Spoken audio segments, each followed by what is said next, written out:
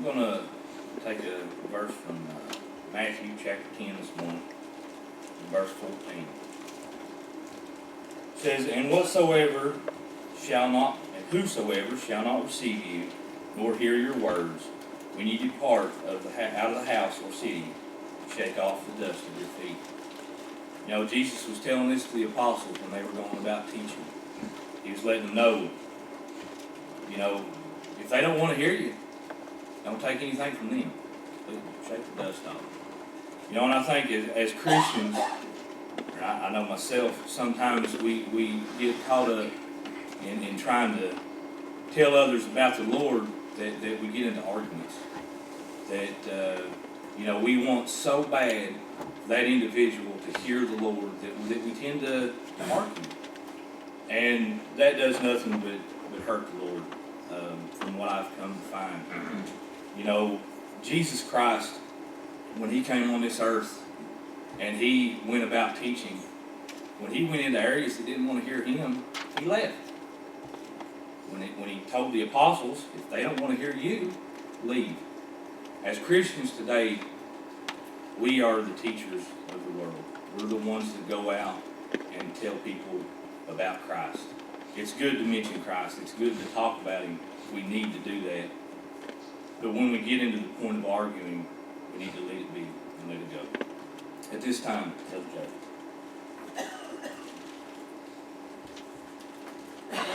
Thank you very much.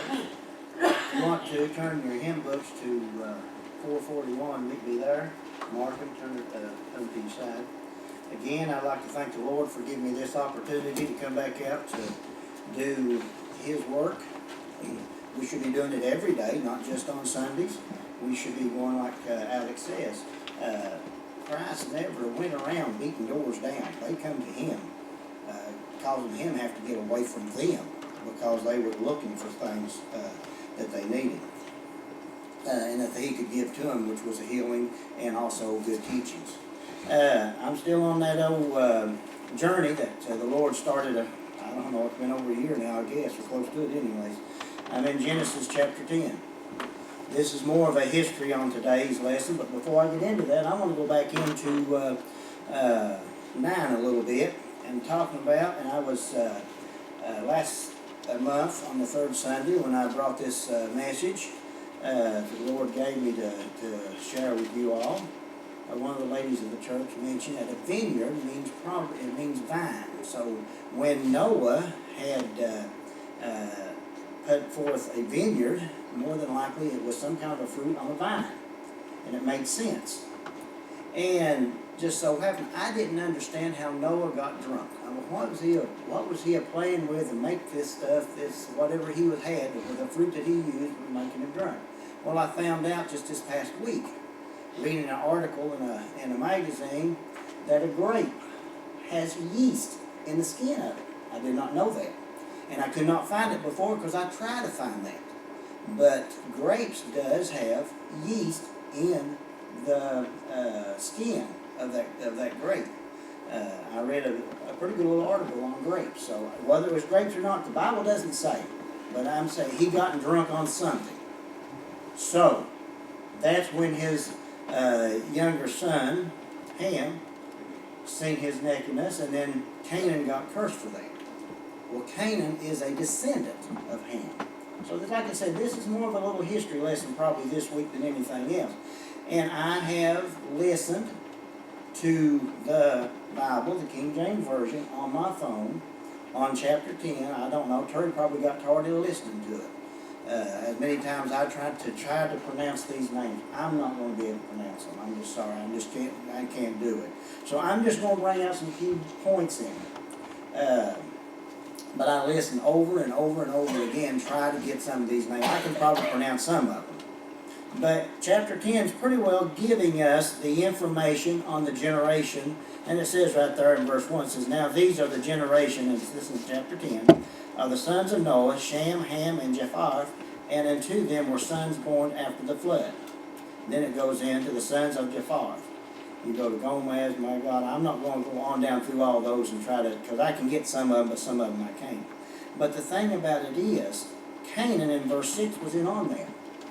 And Canaan is the one that Noah cursed Canaan. If you go back up or in chapter 9 and find out in verse 25, it says, he said, "Cursed be Canaan, a servant of servants shall he be unto his brethren."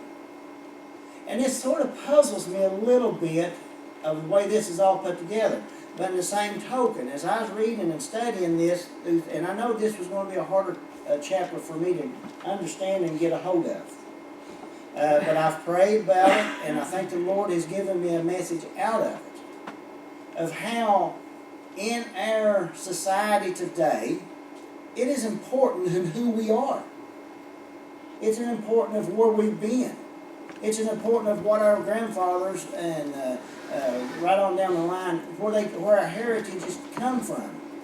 Do we want to stay the same old way as an individual? Let's just say, for instance, we had a corrupt heritage coming up. We, through God's grace, can change that heritage. We, through the love of God and obeying His commandments, can put us on a better track. In the same token, they have been good, moral people that has had corrupt kids. Look at Noah here. Had one child that wanted to look upon his nakedness and talk about it because of something that happened. Whether it was beyond Noah's doing, or what he didn't understand of the fruit that he partook of that got him drunken, or whatever it was, it doesn't really explain it. But the meaning behind it, some people are not going to be good people. Simple as that. And why? Is because back in chapter 3 of Genesis we found out sin entered into the world. And when the flood came, sin was not wiped out. It was anything with the breath of life was what was wiped out of the world, not sin. Satan is an angel. He wasn't a part of that breath, so he was not destroyed. And it told us over in Revelation when we read that, when we studied on it, that woe unto the inhabitants of the earth, because Satan was kicked out of heaven because he was an angel. And because of the war they had, he took his abode upon earth. The flood did not touch Satan. He could not and did not. So guess what? He is still in there. Guess what? He has probably put this in in Ham's, I think I said it wrong a while ago too, probably. But it was in Ham, it's Ham who was deceived, and I think I said the wrong one. But anyways, Ham mind to look upon the nakedness of his father, and then he told his two brothers, that would have been Shem and Japheth, and they went and they done the right thing. Did not look upon their nakedness of their father, but they took a garment and put it upon their shoulder and went backwards and covered him up until he was to himself again. And this is important. Sin is still in the world. We can be of a corrupt background, but through God's help we can change that. Just what we've done a while ago, remembering our Lord and Savior Jesus Christ, who paved the way for us to be better and has given us a comforter. After He left this earth, He sent back a comforter for us, the Holy Spirit, to dwell within us. And the only way we can get that is to become obedient to God's command. And that is to be able to hear His word, believe it, repent, confess that Jesus Christ, Son of God, be buried with Him in baptism, and then do our best to remain a Christian. Do our best. Now that doesn't mean that life's going to be easy. All that's telling you is that Satan is going to do his best to knock your props out from under you. Simple as that. And we need to watch that, because little things that doesn't mean nothing to one person may be a mountain to somebody else. And it's how we go about loving each other. And it's just like Jenny was saying earlier about God. Do you fear God? It's important. God does love you. He loves you so much that He sent His only begotten Son into the world, that the world through Him might be saved. Not to condemn it, but that the world through Him might be saved. He walked upon this life with flesh and bone. It was flesh and bones. It was God in the flesh. He bled for me. He bled for you. He took pain for me. He took pain for you. And that's what we remember every week when we take of these sacred emblems. The suffering and the shame that he went through for us. So that Satan cannot make our lives to the point that we will be taken to hell. But we individually cannot make it on our own. Simple as that. I can't make it no plainer. We have to have Jesus Christ within us. Let him in our hearts. When he knocks upon our door, open that door and invite him in. And it's through the avenues I just told a few minutes ago, the 6 things we must do, what we need to be a Christian. Now, I want to go on down through here, and it was very interesting. It gives of the generation of Jephthah, the first one, I think. Then the next one, it comes up with, let's see, towards the end of that. Let me look here. I didn't mark it down exactly where it went into. But it comes on down through... I can't find it real quickly. Evidently, I'm not supposed to say that. But anyways, this was the beginning at the end of where Jephthah's generation come to. Okay, yeah, verse 5. I was trying to get over to 4. In verse 5 it says, these are the different linear of Jephthah here. And it says in verse 5, by these were the isles of the Gentiles divided in their lands, every one after his tongue, after their families, in their nations. Well, that troubled me a little bit when I went to studying this. After their tongues, and well, the language hadn't been confounded yet. I thought, well, everybody talks and does the same thing. And we're going to find out, and I found that out also in first part of Genesis, Genesis 1 and 2, that things ain't just exactly in the Bible in line with everything. That's what's unique about the Bible. You go back and you put things together. The Bible will never contradict itself, but you have to take back and forth and get the understanding from it. And I think that's what they're doing here. We needed to know the generations of the sons of Noah, and this is what he started out to be. And it was good to me to understand that the Gentiles divided in their lands. Well, that we've always talked about after the exodus of the Israelite people, the Jews or whatever, that we had Gentiles and Jews. God's chosen people, and we'll find that out as we go on through the study of the lesson here in Genesis. So we get on down, and next in verse 6 we talk about the sons of Ham. And we go all the way down through the lineage of Ham, and find out that, and then there was Canaan in verse 15, and Canaan begat Sidon, his firstborn, and Heth. We go down and we talk about Canaan. That's the one that was cursed because he was Ham's descendant. Well, because of what Ham did by looking upon his father's nakedness, Canaan was the one that was going to be cursed, and it was going to be servants of Ham's brothers, or the lineage of those. And that's where you come in and you find all of these sites, I guess. In verse 16, I'm going to try to read some of these. I don't know how well I'll get them out. But in verse 16 it says, and the Jebusites, and the Amorites, and the Gerarites, and the Hivites, and the Artites, and the Sinites, and the Arvatites, and the Zamorites, and the Hamathanites, and afterward were the families of the Canaanites spread abroad. Now what did God tell Noah for him and his sons to go do? If you read back in the earlier chapter, you find out when they got off of the ark, go and replenish the earth, which was important. Go and replenish the earth. And we're going to find out here in a few minutes what was going on here. So we get down to even into the Canaanites, and I would assume the Canaanites come out of Canaan. But anyway, let's go on down, and I'm not going to read all these other names down through there again. Like I said, you all can pronounce them a lot better than I can, and I'll probably just mess you up. Now we go down to verse 21. And see, these are the sons of Ham, verse 20, I'm sorry. These are the sons of Ham after their families, after their tongues, and in their countries, and in their nations. Tongues and nations, everything's separated again, but everything is divided up here. And to Shem also, the father of the children of Eber, the brother of Japheth the elder, even to him was children born. Now this is Shem.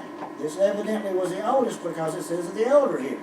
So we go back and look at all of his descendants down through here, and it struck me strange because some words there's going to have to be descendants that we're going to have to find out. Well, by me going back and studying further and on over into things, I find out that he didn't go this far down through the lineage of Shem in chapter 10. But we go on down through Joktan, I think is how it's pronounced. That's in verse 29. It was where the sons of Jokan, talking about the sons of them. Okay, in verse 30, I'm going to read some through there. And their dwelling was from Meshe, as thou goest into Saphar, a mount of the east. There are the sons of Shem after their families, after their tongues, in their lands, after their nations. These are the families of the sons of Noah after their generations in their nations, and by these were the nations divided into the earth after the flood. They were to go on, they were to reproduce, they were to replenish the earth as God had told them to. Now, I've got one more reading in. This is a Holman's Study Bible for King James Version. And I want to read a commentary on it real quickly. It's a pretty little lengthy little thing, but now this is just something for you to think about. Because this is a commentator. This is not Bible. Now what we read out of while ago is the Bible, if I pronounce the names right. But now this is a commentary, somebody else's ideas. But I think it's pretty good and it makes sense to me. It says, the generations of the sons of Noah is the fourth of 11 Todoth sections in Genesis. And it refers back to 2, 4, 5, 1, 6, 9, 11, 10, and 27, 25, 12, 19, 36, 1, 9, 37, 2. All right, now, I know you ain't going to be able to write all those down, but if you want to come with me later and ask me about some of this, that's fine. We'll get it back down and look at it. The purpose of this section is twofold: to show that Noah's sons fulfilled the command to be fruitful, multiply, and spread out over the earth, 9 and 7, and to distinguish the unchosen lines of Noah's descendants, the Japharites and the Hamorites, from the line that would be both the recipient and the agent of God's special blessing to the rest of humanity, the Shemites. Genesis 10, 1 through 32 lists a total of 70 descendants in the family lines of Shem, Ham, and Japheth. 70, a multiple of two numbers which suggests completeness. 7, the number of days of creation, week. 10, the number of fingers, would be suggested to ancient Israelites a satisfying completeness to the quantity of persons and nations that came into being after the flood. Now this started making sense after I'd done some more studying on the later on as we get on into Genesis some.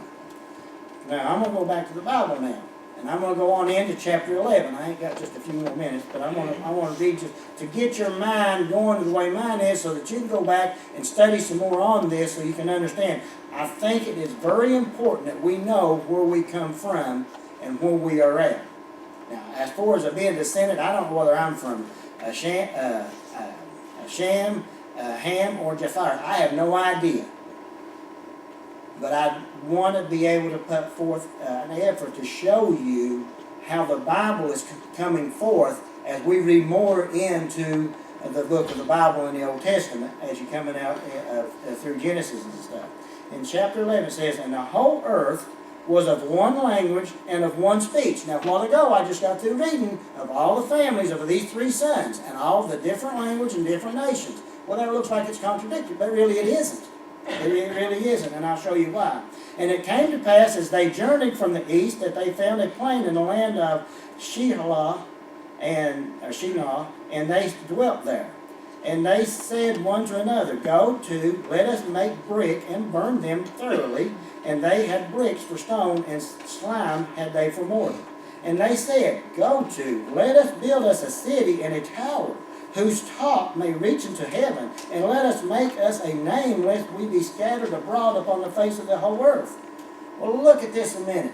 Now what did God tell them to do after they got off the ark? God told them to go and replenish the earth. Now they're saying, no, I don't want to be, we want to stay in one place. We're going to make this great big city. We're going to make this town. We're going to make our own name. They've already left God out of it this quick. We've already seen where Ham had already dishonored his father, and now they're wanting all this to stay right together. In verse 5 it says, and the Lord came down to see the city and the tower which the children of men, look at that, the children of men, did we not read about this before the flood, about the children of men and the sons of God? Go back and look at that and rehearse that a little bit when we went through that. That's another thing, if you look back in your earlier chapters, you'll find. So in verse 6 he says, and the Lord said, behold, the people is one, and they have all one language. And this they begin to do, and now nothing will be restrained from them, which they have imagined to do.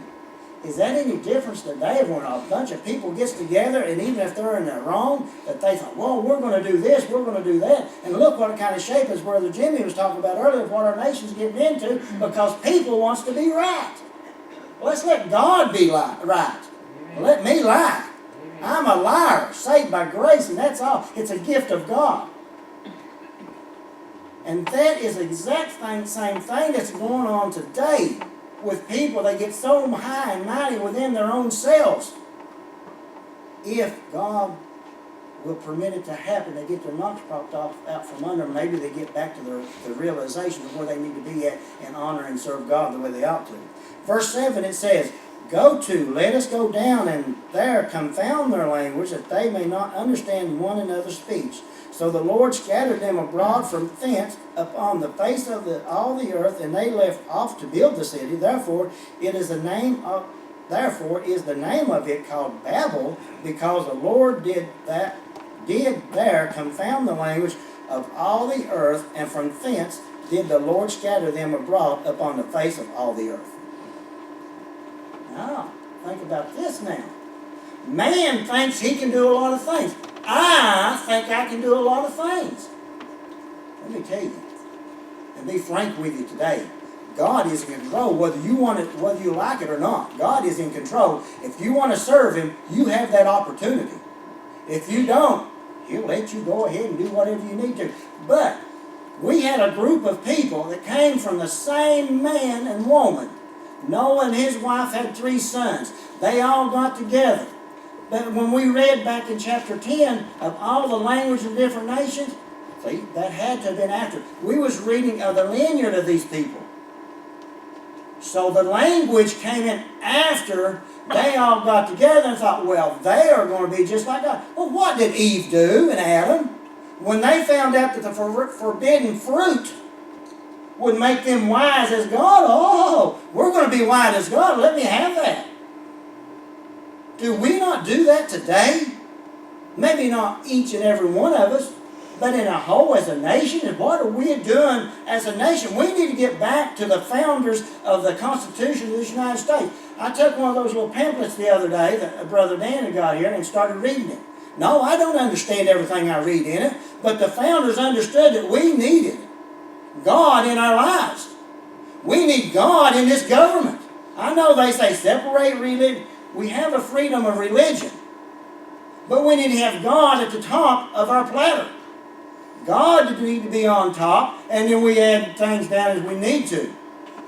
God needs to be first and foremost in our life. We don't need to say, well, I'm going to go and build this great big thing. I won't worry about it. I'll just make something else the name of it, and we'll leave God out of it. God is in control. I don't care what you say about it, what I say about it, or what I do about it. God is in control, not Joe. I am in control of nothing. I can barely get through the days for myself if it wasn't for the grace of God getting me through it. I make mistakes, and I make many of them. I am not proud of them. But I try to search God's Word to find out what I need to be as an individual for a servant of God. To be a person that He wants me to be, to where I give Him the honor and the glory, and He's proud of me. And there's very few kids that doesn't want to be proud for their fathers and their mothers, for their parents. But they are people out there because the parents does not treat the child like it ought to be according. Go back to Proverbs and read in Proverbs 2. Go down through Proverbs and you find out how we need to act in this life that we're living in today, and we wouldn't have the trouble we're having. But that's not what people's doing today. People are even thinking about throwing the Bible out. And we keep watering it down and watering it down and watering it down till really it means nothing no more. I believe in God and what He says He will do. I believe He is a loving God and He will take care of what He needs to take care of. But the main thing is God is a just God. He knows what's going on in our minds and in our thoughts and everyday things that we do. We might think, well, I'll hide this. Well, I may be able to hide it from my wife. I may be able to hide it from my kids. I may be able to hide it from my parents, my grandparents. I may be able to hide it from everything in society. But I'm going to tell you what, as that one song we sang here, there's an all-seeing eye in the sky. And that's God. You will not hide nothing from God. Nothing whatsoever. It will be brought forth on the day of judgment. It will be for you or against you. One or the other. There won't be no straddling, no fence. You're either going to be going to heaven to live with eternal bliss, or you'll be going to hell in eternal torment. You've got a choice. We've got that right here today to make that choice. Yeah, we can choose we can be like the men and build this great big thing for ourselves and to have all the honor and the glory we want from men. But where does that want to get us? I want to be a servant. I want to be a servant for the Lord and give Him the honor and the glory. That my being is here because of His graces, not because of anything I've done. It's because of Him that I'm here. Now, as we go on down into verse 10 and I'm not going to go on, I'm going to stop right here. And this is where we're going to take it up next month if the Lord's willing for us to go on. But I want to stop here, but we're going to go into his. These are the generation of Shem. Shem was 100 years old and begat I can't pronounce his name, 2 years after the flood. This was 2 years after the flood. Then you're going to find out about Shem down through here. And then a lot of the understandings you get downstairs were, and as by the way, a few minutes ago, Brother Tom told me, he got my attention. He said, pray for me, I'll be praying for you. I think it's the first time he's taught Sundays kids down at a lower level like this. So I said, I'll agree with him. Yeah, we both need prayers. But anyways, we're going to find out, starting in some of the things we've learned in Sunday school here in this congregation, in the Sunday school classes, and we can start putting things together. How things has come up, and how the Jews became. It's very interesting in the book of Genesis to get down and read and study and understand, where do we actually come from? Who is God? How did we get here? Was it just some big kaboom bang theory that we all developed? Or did we just start evolving out of the animals? Genesis is what the whole world needs to understand and know about. Where did we come from? There's no doubt in my mind, with everything we see in here and everything that scientists can find and dig up, archaeology or whatever, it all goes right back and supports the book of Genesis. There's things that people are uncovering in mountains that could not be there had it not been for a flood. There's ruins that's being dug up and excavated out that could not be there without what has happened through the Bible. God will triumph. There's no doubt in my mind. I'm going to give Him the honor, the glory, and the praise as long as I have breath upon this life. Oh, I may falter at times, but I do know my Lord and Savior Jesus Christ, whom I took of the sacred emblems of a while ago, who gave His life for me so that I can live. Not that I can die, but so that I can live. I can die on my own without any problem. I have no problems dying on my own. But if I want to live, I've got to have Jesus Christ in my life. And be different than what all these people that from Noah's this generation, well, we're just going to build this great big thing for ourselves. God said, oh no, you're not. You're going to do exactly what I told you. You're not staying in one place. You're going to be scattered all over, and it happened. He scattered them all over, and He confounded the language. And today, there's so many different languages out there. I do good to understand the English language, let alone anything else. God is in control, and remember that. Do you have your life right with the Lord today? Are you where you need to be at? I'm just asking a question. You ask it yourself. I'm not asking for hands, and I'm not asking for showing. Are you okay with God? If you're not, make it right with Him. Because I'll tell you, one of these days, I'd like to meet you there as we stand and sing. 441 meet you there.